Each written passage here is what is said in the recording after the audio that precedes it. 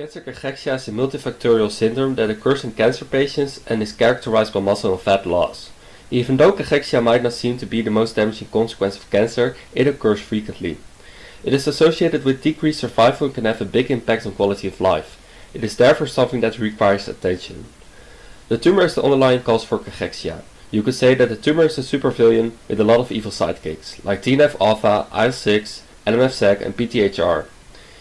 These evil sidekicks manipulate the body into destroying its own fat and muscle tissue, leaving it a weak and easy target for the tumor. But where's the superhero? In our story, his name is Joseph M. Archilles, head of the research group of biochemistry and molecular biology in cancer at the Institute of Biomedicine, University of Barcelona. The main aims of his research group are to develop a combined therapy against cancer cachexia and a score to enable staging of the cachectic syndrome. But how is Joseph M. Archilles going to defeat this villain? To answer this question, we first have to understand how the tumor operates. So what happens in the big picture? The molecular responses as a result of the tumor activate several pathways. Number 1, lipolysis in the white adipose tissue. This leads to a decrease in fat mass.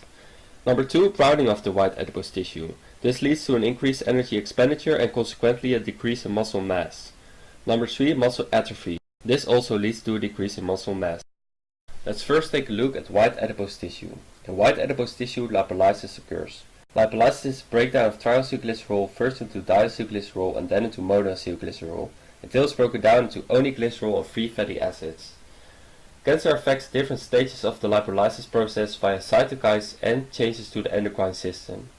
This can result in a twofold in vivo lipolytic activity increase in cachexia. In the first step, for example, which is the breakdown of triacylglycerol into diacylglycerol, HCl serves as the catalyst. The tumor releases TNF-alpha, which increases the activity of HCl and therefore stimulates lipolysis. HCl is an enzyme that is involved in both step 1 and step 2 of lipolysis and is also affected by tumors. The activity of this enzyme is regulated by the hormones catecholamines and natriuretic peptides. Catecholamines bind to different beta receptors, resulting in an increased cyclic AMP production. Cyclic AMP activates protein kinase A that in turn phosphorylates HCl, increasing the breakdown of tri- and diacylglycerol. In cancer patients, the lipolytic effects of catecholamines can increase 2 or 3-fold. The pKa pathway is also stimulated by the tumor in the form of the cytokines NMF-SEC. These activate pKa, which increases lipolysis. The pKg pathway also leads to phosphorylation of HCl by increased cyclic GMP production. This activates cyclic GMP-dependent protein kinase. This chain of events is started by natriuretic peptides binding to specific receptors. The lipolytic effect of natriuretics can also increase 2 or 3-fold in cachectic cancer patients. Like mentioned before, another important mechanism in cancer cachexia is the browning of white adipose tissue, causing an increase in temperature. During cancer cachexia, the tumor releases parathyroid hormone receptor protein, which is also called PTHR, and IL-6, which turns white adipose tissue into beige adipose tissue. Beige adipose tissue distinguishes itself from white adipose tissue by having a higher mitochondrial content and uncoupling of the respiratory chain, causing excess heat. This results in an energetic inefficiency, which will lead to cachexia. PTHR acts on the PTH receptor and IL-6 on the beta-3-AR receptor, but both share a similar pathway.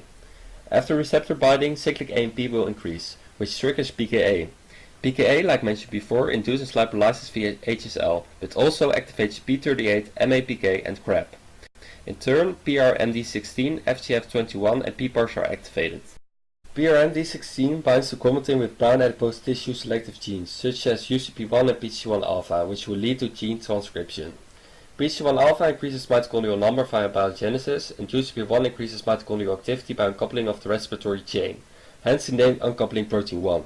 Downstream target genes of PPAR-alpha and FGF21 increase lipid recruitment, uptake, synthesis, utilization and catabolism of fatty acids. The increased mitochondrial number and the uncoupling of the oxidative phosphorylation increases energy expenditure, which can result in a negative energy balance. Thus, indirectly, this causes a decrease in muscle mass. Finally, let's see how muscle atrophy occurs. The tumor causes muscle atrophy both in an indirect and direct manner. The indirect way includes lipolysis, which causes an increase in free fatty acids and consequently oxidative stress, apoptosis and ultimately protein degradation.